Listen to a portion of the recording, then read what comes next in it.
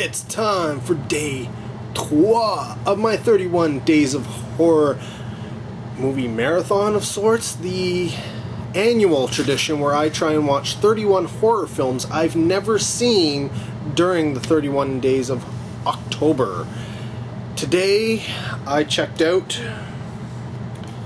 the film Butcher Baker Nightmare Maker, also known as Night Warning, and for those in the UK, it was released under the title The Evil Protege. The film was released in 1982. 1982. It's was directed by the late William Asher, who was a very, very established director. He had done, before this, he had done over 100 episodes of I Love Lucy, and the movies Beach Party, Muscle Beach Party, Johnny Cool, Fireball 500, Bikini Beach, Beach Blanket Bingo. You can see a theme here. How to Stuff a Wild Bikini, and I'm guessing he wanted to really get out of the teen beach movies, because that's a lot. You kind of get lumped into that, but whatever. If you're making money, you don't really care, right?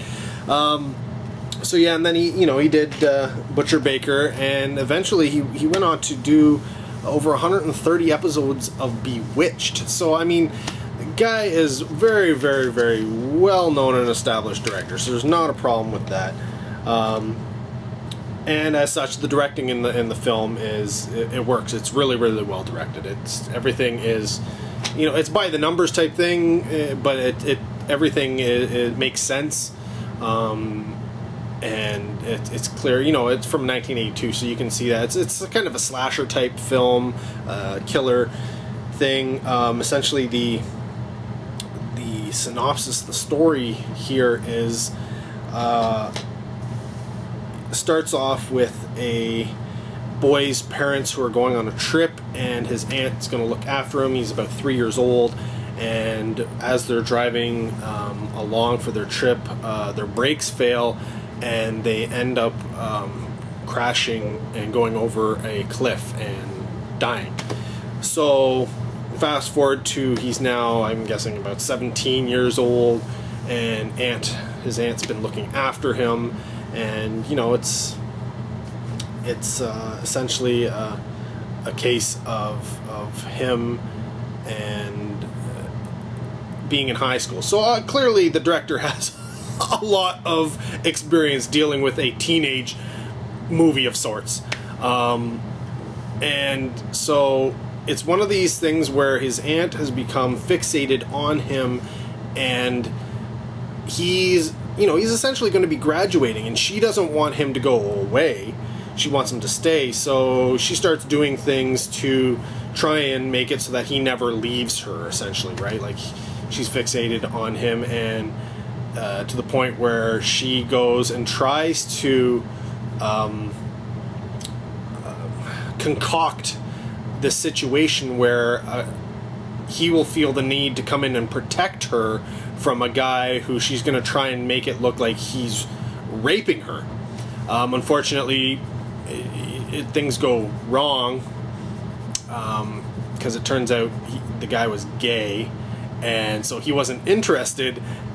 And so in some lunatic crazy moment, she grabs a knife and kills this guy, essentially as her nephew's walking in, and thus starts this whole thing where a detective gets involved in the stories, and he's trying to figure out what's going on. She's claiming this guy tried to rape her. He finds out he was gay. Clearly he wasn't. What's going on? He thinks it's the teenager who was gay as well, because it turns out his high school basketball coach was also gay. So there's these two gay people involved in things. So he's thinking this guy, this teenager, is also gay, and there was a lover spat, and he ended up killing her, and the guy who came over and the aunt is essentially trying to cover it up. So it's this whole, you know, mix up. It's part police drama-ish, slasher, killer thing, because it goes on from there, and it spirals downward from that moment on, and there's more killings, and then it climaxes, and you're getting like Friday the 13th level mayhem. So I don't want to give anything away, because if I continued on with the story, it would give away too much of the film. But it's I actually really enjoyed the film. In terms of the actors, the main teenage son is played by Jimmy McNichol. Essentially a nobody. He did, the year prior to this, he did Smokey Bites the Dust. I think it's a Smokey and the Bandit film. I could be wrong. I know it's a comedy. I can't, you know what? I probably haven't seen it since the 80s. It's one of those things where when I looked it up, it's like, oh yeah, I remember that film, kind of. And he hasn't really done much since. But his main claim to fame is he was like on General Hospital from like 84 to 85. Like as is the case with most, soap operas, his character was killed off. So he was obviously a young guy, because he's a young guy in this, and this was prior to that, or post to that. No, it would have been a couple of years after. And so, he played somebody's love interest, I'm sure. It's a soap opera. Isn't everybody's a love interest to somebody? His aunt, the mother figure, is played by Susan Tyrell, who long career, a lot of B movies, a few A-list movies. You may know her from Andy Warhol's Bad, or there's an offbeat film called Forbidden Zone. I don't know too many people who have seen it, but if you were into pink flamingos and stuff, maybe you came across it during that period of your movie viewing experiences. She voiced the character of Juliana in the animated feature Fire and Ice, which I love. If you're into animated films from the 80s, the Fire and Ice is a staple, if you ask me. Great film. Then she was in, like I said, a bunch of B movies, Flesh and Blood, Avenging Angel, if you've seen the Scream Factory release, she was in From a Whisper to a Scream. So yeah, you would probably recognize her from that, seeing as how that was probably the latest big release on video that she was in, even though it's old. She was in Tapeheads, the comedy. Big Top Pee-wee. If you're a Pee-wee person like I am, you may recognize her from that. I think it's Johnny Depp was in Cry Baby. Again, I guess you'd call it a comedy. The Demolitionist. She was in Powder. Remember Powder with the guy with the white skin? And then she was also in a Poison Ivy movie. One of the Poison Ivy series. She was in Poison Ivy: The New Seduction. So she's had and I mean that's only a fraction of what she's been in. She's done television appearances and all sorts of things. Lots of bit parts and stuff all over the place. And she's one of those people who you may not know her, but she has a very recognizable face. Either that or she looks like somebody, because when you see her, you're like, oh, I think I know that person. Or at least if you were me, that's what you thought. But yeah, she plays crazy aunt, and she really does crazy really well. So it's amazing. At one point, she cuts her hair in the movie, and the transformation. It's amazing what a haircut can do, but the transformation of her character is just like, oh my god, you're looking mighty nuts now. Another actor in this is the detective role, and that's played by Bo Svensson, who also in a lot of sort of like B movies, but he did more of action films, to the point where like he was in the original Inglourious Bastards and Tarantino's remake of the film. He was in the TV movie The Dirty Dozen Deadly Mission, Beyond the Door 3, 3 Days to a Kill. Delta Force is where I know him from mostly, because I've seen Delta Force so many times. Let's see, Deadly Impact, Deep Space, Delta Force Commando. He was also in Speed 2, Cruise Control, and again, because Tarantino clearly has a fondness for those, you know, old action films and stuff like that, he also put him in Kill Bill Volume 2. But he's another person who you see him on screen and you're like, ooh, I recognize that face. You won't know him as an actor most likely, but you'll recognize him. And he plays a very asshole-ish lieutenant, you know, detective cop character, and it's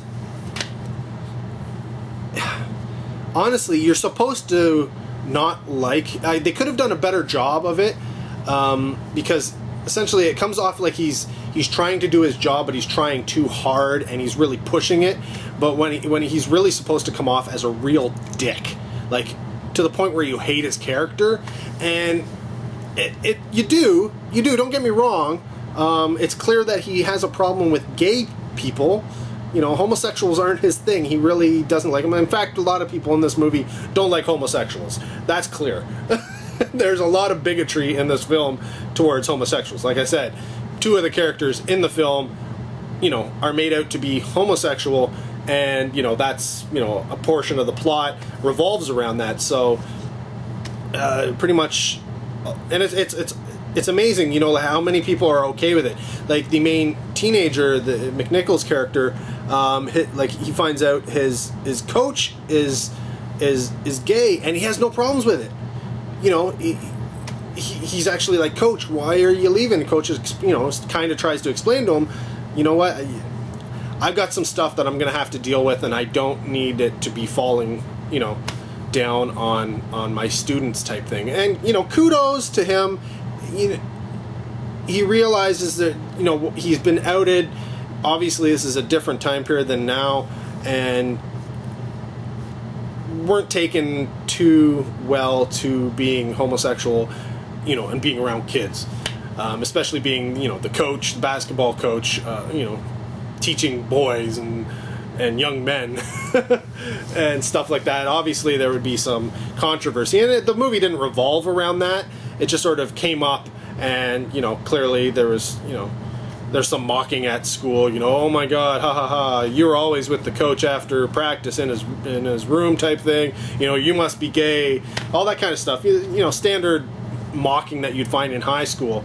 But it was nice to see that the main character didn't have a problem with it, which really helped balance out all the bigotry that was going on in the film. Otherwise it would seem really like a really nasty film otherwise. But yeah, no, it's clear that the film, even, you know, back early 80s, you know, saw that they're just people, because he's actually made out to be a good guy, a very, very good guy, and that is, it was nice to see, especially from a you know, like I said, a film that, you know, old. So I was it was one of the aspects of the film that I really liked. One other actor I should mention is the girlfriend in the film, and this name will probably only be familiar to a very select few people, and that's Julia Duffy. Now, she was in Battle Beyond the Stars, but she hasn't really been in much else in terms of film. She's been in a few, but not a lot. If you're watching this, you're probably not seeing a lot of what she's been in.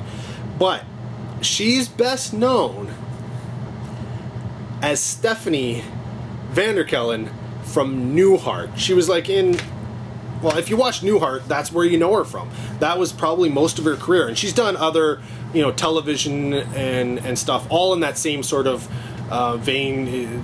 She didn't, you know, she didn't continue on in the horror thriller type genre or even action or anything like that. She went to rom-coms and comedies and romance films and programs of that ilk. And so, yeah, she was in a few other, you know, television shows as different characters and such, but she was mainly from Newhart. So if you watch Newhart, you probably know who she is. If you never watched Newhart, you have no idea who she is, because I didn't have any idea who she was, even though I have seen episodes of Newhart. It just wasn't my thing, so I didn't watch a lot of it. So, yeah, it was one of those things. If you're not into a show, why would you know anybody from it, right? The other thing to note about this film, and I noticed it as soon as it came up on the credits, and I was like, oh, I gotta make note of this, is this film, Butcher Baker Nightmare Maker, aka Night Warning, was edited by a man by the name of Ted Nicolau. Now, if if you're like me and you're big into full moon films, that name should be so familiar to you. And I'll tell you why. I'm just going to name off a few. These are films he's directed. The Dungeon Master, you must know that, you know. Any of you people who have picked up a lot of the Scream, even if you haven't picked up full moon films, a lot of the Scream Factory films are coming out of the old, I'll call them full moon, even though it wasn't full moon at the time, library. He directed Savage Island, Terror Vision. I love Terror Vision. If you haven't seen Terror Vision, you got to check it out. Bad Channels, Remote, Dragon World, and actually,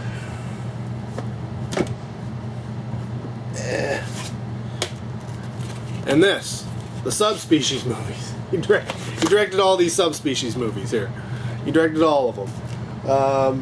And that's just a few. I mean, I think there's, I don't know, probably another 5 or so of the Full Moon Empire Pictures films that he directed. And that was about it. That was pretty much most of his career. He didn't do much after that. Yeah, he definitely stayed in the genre. So if you're a genre fan, you're into Empire Pictures, you're into Full Moon, and you have a bunch of Scream Factory releases, go check it out. A lot of them you'll find are from Ted. He directed them. So, yeah. In terms of do I like Butcher Baker, you know what? It takes a while to get going. It really doesn't go anywhere until the climax, but it's a good story. It's well told. It's got a little bit of gore, a little bit of violence, a little bit of nudity, nothing over the top. Everything has its place. It's essentially an overprotective mother story, and I'm okay with that. It's a